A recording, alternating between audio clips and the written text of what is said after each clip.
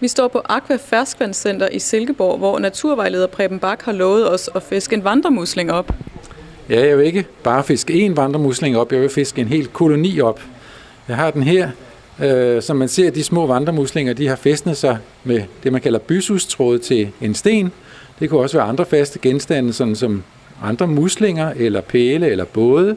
Og derfra der formerer de sig så. Vandremuslingerne har stor påvirkning af vores vandmiljø. De æder alger, og de alger, der bliver ædt, jamen de skygger jo så ikke for lyset. Og det vil sige, der kommer lys ned til bunden, så vores egne bundplanter de kan trives meget bedre. Det betyder så også, at de vokser i så stor grad, at de måske er årsag til, at vandet i Gudenåen bliver opstemmet, og der sker oversvømmelser. Desuden så kan det gå ud over vores hjemlige muslinger, ved at de sætter sig fast på ikke en blåmusling, men en dammusling eller en malermusling, og der kan de måske ovenkøbet tage livet af de her malermuslinger.